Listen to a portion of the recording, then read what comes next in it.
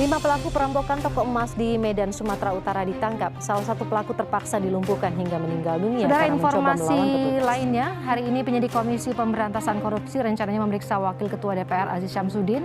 Saat ini beredar informasi Aziz sudah berstatus tersangka dugaan suap dana alokasi khusus Lampung Tengah.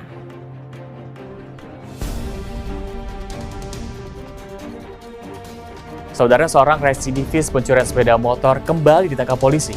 Usai kembali melakukan kejahatannya, pelaku berhasil ditangkap usai aksinya mencuri motor terekam CCTV. Inilah rekaman CCTV yang memperlihatkan aksi pencurian sepeda motor yang dilakukan Kiki Ramadhani di Jalan Garu 2 Medan. Kasus pembunuhan ibu dan anak di Kabupaten Subang, Jawa Barat mulai terungkap. Ayah korban Amalia, Yosef, disebut sempat bertengkar dengan Amalia, meminta dibelikan sepeda motor. Sementara istri muda Yosef merasa dipojokkan dalam insiden ini dan bersumpah tidak terlibat. Assalamualaikum warahmatullahi wabarakatuh. Loh, kok nggak ada yang jawab salamku sih? Bentar, kok kalian pada bengong? Emang habis nonton apaan ayo? What? Nonton berita pembunuhan? Berita korupsi? Dan juga pencurian? Waduh, miris sekali ya teman-teman. Kalau sekarang banyak sekali peristiwa-peristiwa yang bahkan tidak berberi kemanusiaan sama sekali. Nah, ini nih adalah salah satu contoh di mana jika seseorang tidak memiliki keimanan dan ketakwaan, maka mereka tidak memiliki pedoman dalam menjalani hidupnya. Mereka bahkan tidak tahu mana yang benar dan juga mana yang salah. Atau bahkan mereka memang sudah tahu, tapi sulit dalam melakukannya. Untuk itu, kali ini Yunida bareng teman-teman Yunida bawa solusi nih buat kalian agar memperdalam ilmu ketakwaan dan juga keimanan kalian. Tapi sebelum itu, izinkan kami memperkenalkan diri kami terlebih dahulu ya teman-teman. Yang pertama, ini nih yang jadi biang kerok. Enggak nih yang canda. Namanya adalah Wahyu. Loh, kok munculnya gambar? Editor pasti punya dendam tersendiri ya sama Wahyu. Gak boleh gitu tahu. Mungkin kali ini benar ya. 1, 2. Nah, ini baru yang namanya Wahyu. Nah, untuk teman-teman Yunida yang lain, ini dia. Namanya Diatus. Nah, ini ada lagi loh ya. Ini namanya Aulia. Nah, yang ini nih namanya adalah Oktian. Nah, yang terakhir adalah Yunida yang akan memandu jalannya acara dan juga video kali ini. Yuk kita langsung aja tonton penjelasan tentang keimanan dan ketakwaan agar kalian sebagai umat muslim memiliki pedoman dalam menjalani kehidupan kalian. Apa sih pengertian iman itu?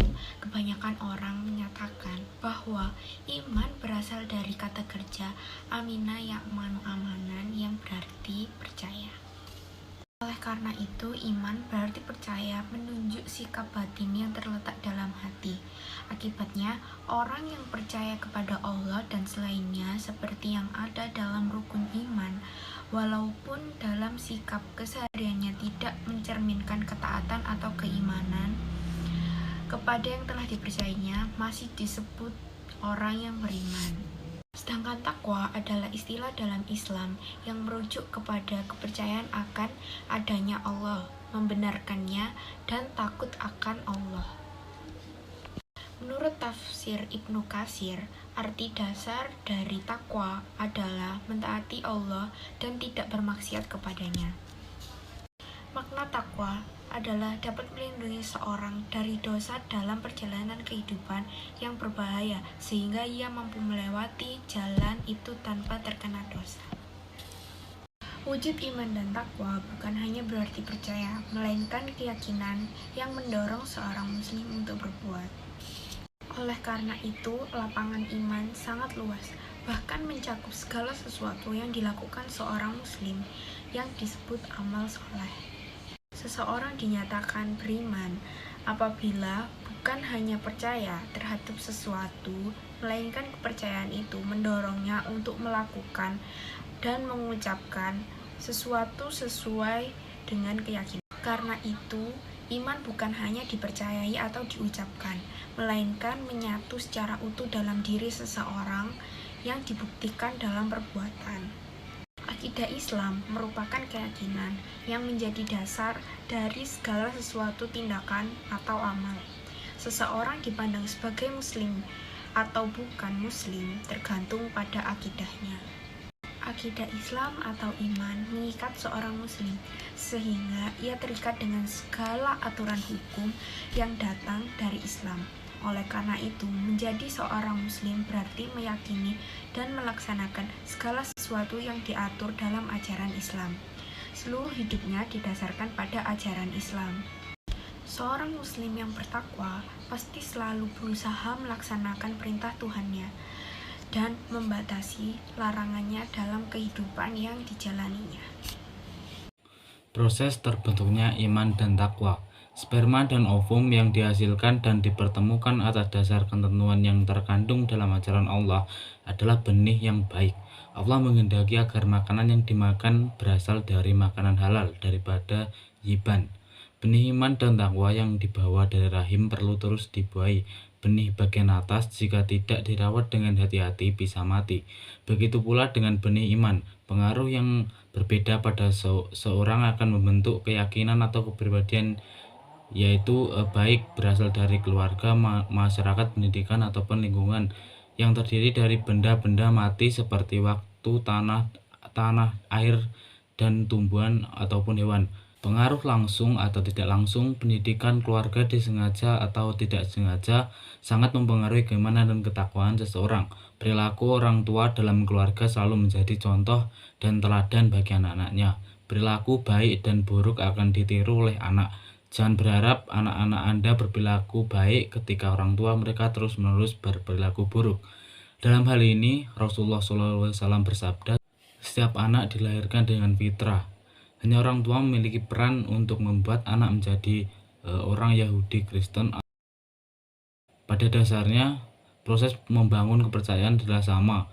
Mulailah dengan proses sponsorship dan kemudian dilanjutkan dengan menyukai atau membencinya. Mengetahui ajaran Allah adalah langkah pertama untuk mendapatkan iman kepada Allah. Jika seorang tidak mengetahui ajaran Allah, maka dia tidak dapat beriman kepada Allah. Dalam keadaan tertentu, sifat, arah, dan intensitas tingkah laku bisa ditentukan melalui satu campur tangan secara langsung, yakni pada bentuk hegemoni terhadap hubungan yang terjadi. Dalam hal ini dijelaskan beberapa prinsip mengemukakan akibat metode analogiknya. Yang pertama yaitu prinsip pelatihan berkesinambungan. Proses pembentukan iman merupakan suatu proses yang panjang, terus-menerus, dan tidak berakhir. Belajar merupakan suatu proses yang memungkinkan orang semakin usang, semakin sanggup bersikap selektif. Implikasinya merupakan dibutuhkan motivasi semenjak dini dan berlangsung seumur hayati. Yang kedua, prinsip internalisasi dan individuasi. Suatu nilai hidup diantaranya iman bisa lebih mantap terjelma pada bentuk tingkah laku tertentu bila murid diberi kesempatan buat menghayatinya melalui suatu insiden internalisasi, yakni usaha mendapat nilai menjadi bagian menurut perilaku mentalnya, dan individuasi yakni bisnis mendapatkan nilai harmonis menggunakan sifat kepribadiannya. Yang ketiga, prinsip pengenalan. Pada biasanya nilai-nilai hidup baru sahih memiliki arti jika sudah memperoleh dimensi sosial. Oleh karenanya suatu bentuk perilaku berkala baru teruji secara tuntas bila mana telah diterima secara sosial. Implikasi metodologiknya merupakan bahwa usaha pembentukan mewujudkan nilai iman hendaknya tidak diukur keberhasilannya terbatas dalam taraf individual, yaitu menggunakan hanya memperhatikan kemampuan seorang pada kedudukannya menjadi individu, namun perlu mengutamakan evaluasi pada kaitan kehidupan hubungan sosial atau proses pengenalan. Yang keempat, prinsip konsistensi dan koherensi. Nilai iman lebih gampang tumbuh terakselerasi bila semenjak semula ditangani secara konsisten, yaitu secara permanen dan konsekuen, dan secara koheren, yaitu tanpa mengandung kontradiksi antara nilai yang satu menggunakan nilai yang lainnya. Dan yang terakhir, prinsip integrasi. Hakikat kehidupan menjadi totalitas, senantiasa menghadapkan setiap orang dalam problematik kehidupan yang menuntut pendekatan yang luas dan menyeluruh. Jarang sekali kenyataan kehidup yang berdiri sendiri, begitu juga menggunakan setiap bentuk nilai hidup yang berdimensi sosial. Oleh karenanya, tingkah laku yang dihubungkan menggunakan nilai iman tidak bisa dibuat terpisah-pisah. Makin integral pendekatan seorang terhadap kehidupan, makin fungsional juga interaksi setiap bentuk tingkah laku yang berhubungan dengan nilai iman yang dipelajari. Dalam proses pembentukan iman dan takwa perlu memperhatikan prinsip-prinsipnya. Ada 5 prinsip yang perlu diperhatikan. Yang pertama ada prinsip pelatihan berkesinambungan, yaitu proses pembentukan iman merupakan suatu proses yang panjang, terus-menerus, dan tidak berakhir. Implementasinya dibutuhkan motivasi sejak dini dan berlangsung seumur hidup. Yang kedua ada prinsip internalisasi dan individuasi, yaitu suatu nilai hidup diantaranya iman lebih mantap terjelma pada bentuk tingkah laku tertentu. Prinsip ini menekankan pentingnya mengusut iman menjadi proses internalisasi dan individuasi. Yang ketiga ada prinsip pengenalan. Implikasi metodologinya suatu usaha pembentukan tingkah laris mewujudkan nilai iman agar tidak diukur atas keberhasilannya dalam taraf individual, namun perlu mengutamakan evaluasi pada kehidupan hubungan dalam bersosial. Yang keempat ada prinsip konsisten dan koherensi. Nilai iman lebih gampang tumbuh terrealisasi bila ditangani secara konsisten. Yang kelima adalah prinsip integrasi. Hakikat kehidupan menjadi totalitas, yaitu senantiasa menghadapkan setiap orang dalam problematik kehidupan yang menuntut pendekatan yang menyeluruh. Tingkah laku yang dihubungkan menggunakan nilai iman tidak bisa terpisah-pisah. Tanda-tanda orang beriman dan bertakwa. Yang pertama, pada saat menyebut nama Allah, hatinya bergetar. Pada saat mendengar bacaan ayat-ayat suci Al-Quran, bersemangat untuk segera mengamalkannya. Yang kedua, selalu bertawakal, yaitu bekerja keras atas dasar ilmu Allah disertai dengan berdoa. Yang ketiga, selalu teguh dalam menjalankan segala perintahnya. Ketika mendengar waktu sholat, segera dikerjakan. Yang keempat, menafkahkan makanan kepada yang lebih membutuhkan daripada kita. Yang kelima, menghindari perkataan yang tidak berguna dan menjaga kehormatan. Yang keenam, menjaga amanah dan dapat menepati janji. 5. Korelasi iman dan takwa. Keimanan dan ketakwaan merupakan dua hal yang tidak bisa dipisahkan.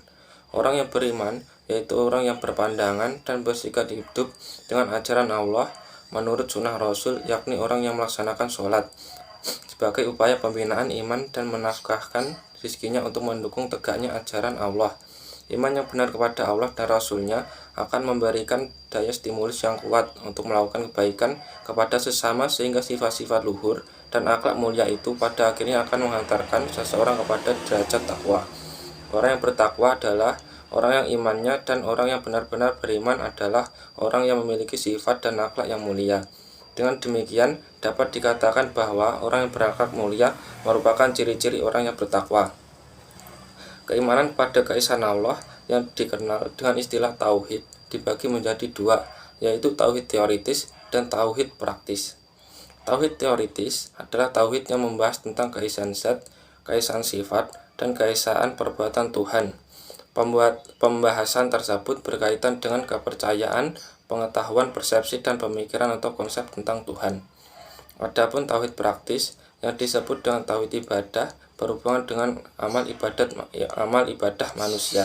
Kalimat la ilaha illallah atau tidak ada Tuhan selain Allah lebih menekankan kepada tauhid ibadah. Tauhid ibadah adalah ketaatan hanya kepada Allah. Dengan kata lain, tidak ada yang berhak disembah, hanyalah Allah semata, dan menjadikannya tempat tumpuan hati dan tujuan segala gerak dan langkah. Dalam menegakkan tauhid, seseorang harus menyatukan iman dan amal, konsep dan pelaksanaan, pikiran dan perbuatan, serta teks dan konteks. Dengan demikian, bertauhid adalah mengisahkan Tuhan dalam pengertian yakin dan percaya kepada Allah melalui pikiran, membenarkan dalam hati, mengucapkan dengan lisan, dan mengamalkan dengan perbuatan. Oleh karena itu, seseorang baru dinyatakan beriman dan bertakwa apabila sudah mengucapkan kalimat tauhid dalam syahadat, kemudian diikuti dengan mengamalkan semua perintah Allah dan meninggalkan segala larangannya. 6. Implementasi iman dan takwa.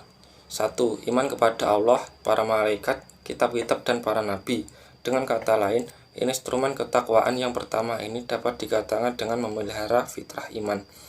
2. Mengeluarkan harta yang dikasih kepada kerabat, anak, yatim, orang-orang miskin, orang-orang terputus di perjalanan, orang-orang yang meminta dana, dan orang-orang yang tidak memiliki kemampuan untuk memenuhi kewajiban memerdekakan hamba sahaya. Indikator takwa yang kedua ini dapat disingkat dengan mencintai sesama umat manusia, diwujudkan melalui kesanggupan mengobarkan harta. 3. Mendirikan sholat dan menunaikan zakat, atau dengan kata lain memelihara ibadah formal. 4. Menepati janji, yang dalam pengertian lain adalah memelihara kehormatan diri. 5. Sabar di saat kepayahan, kesusahan, dan di waktu perang, atau dengan kata lain memiliki semangat perjuangan. Nah, kali ini nih Yunida bakalan jelasin tentang manfaat beriman dan bertakwa. Sebenarnya manfaat dari iman dan takwa sendiri itu banyak sekali sih, tapi Yunida nggak bisa sebutin semuanya ya teman-teman. Yuk langsung aja. Yang pertama, manfaat dalam beriman dan juga bertakwa itu berdampak baik bagi kita karena menghilangkan kepercayaan kita terhadap benda-benda. Yang artinya seorang yang beriman dan bertakwa hanya percaya bahwa semua kekuatan datangnya berasal dari Allah. Jika Allah ingin memberi kekuatan atau pertolongan, maka tidak ada satu orang pun yang bisa menghalanginya. Nah, hal ini juga bisa membuat kita untuk tidak mendewa-dewakan seseorang yang memiliki jabatan atau seorang yang memiliki harta berlimpah, dan juga menghindarkan kita dari sifat syirik maupun musyrik. Nah, yang kedua nih, seseorang yang beriman dan juga bertakwa memiliki semangat dalam menghadapi maut. Karena seorang yang beriman dan juga bertakwa memiliki pegangan yang kuat bahwa kematian berada di tangan Allah, yang tercantum dalam Quran Surat An-Nisa ayat 78. Yang berbunyi, A'udzu billahi minasyaitonir rajim. Bismillahirrahmanirrahim. Aynama takunu yudrikkumul mautu walau kuntum fi burujim musayyadah. Wa in tusibahum hasanatun yaqulu hadhihi min indillah. Wa in tusibahum sayyi'atun yaqulu hadhihi min indik. Qul kullu min indillah. Fama lihaula'il qaumi la yakaduna yafqahuna haditha. Shadaqallahul adzim. Yang ketiga, menanamkan sikap self-help dalam kehidupan. Nah, seseorang yang beriman dan juga bertakwa mampu menentukan arah dan tujuannya untuk kemana dia melangkah. Karena tak jarang sekali bahwa sekarang banyak sekali seorang yang bahkan rela bermuka dua, menjilat, memperbudak diri, atau menjual kehormatan hanya untuk kepentingan materi. Nah, yang keempat nih guys adalah menerapkan ketentraman jiwa, di mana seorang yang beriman dan bertakwa tidak pernah resah dalam hidupnya, karena dia yakin bahwa sesuatu yang ada di dalam hidupnya sudah ditakdirkan dan digariskan untuk dirinya dan merupakan suatu takdir yang paling terbaik. Yang kelima adalah selalu mewujudkan kehidupan yang baik, yang artinya kehidupan baik di sini merupakan seorang selalu melakukan perbuatan baik dan terhindar dari perbuatan buruk dan juga tercela. Melahirkan sikap konsekuen dan juga sikap ikhlas. Nah, sikap ikhlas ini seseorang yang beriman dan juga bertakwa pasti tidak pernah pamrih dalam menjalani sesuatu, dan juga dia akan selalu konsekuen antara lidah dan juga hatinya. Nah, yang terakhir nih guys, manfaat dari beriman dan juga bertakwa memberikan keberuntungan serta mencegah dari penyakit. Nah, nggak kerasa ya, kita sudah berada di ujung video. Nah, kali ini kami dari kelompok 3 ingin pamit undur diri. Ya, walaupun sebaik apapun cara berpamitan, itu merupakan hal yang cukup sulit ya bagi kita. Tetapi di sini kelompok kami berharap setelah kalian melihat video ini, satu langkah kalian sudah mau berbenah dan satu langkah kalian sudah menuju hal yang baik. Semoga kita semua selalu berada di jalan yang benar dan hidupnya selalu diberi keberkahan ya teman-teman. Dan jangan lupa tetap jaga kesehatan karena kesehatan sangat mahal sekali harganya di masa pandemi seperti ini. Untuk itu, kami mohon maaf sekali apabila ada salah kata atau hal-hal yang kurang berkenan di hati para teman-teman. Kami pamit undur diri. Terima kasih. Wassalamualaikum warahmatullahi wabarakatuh. Sampai jumpa.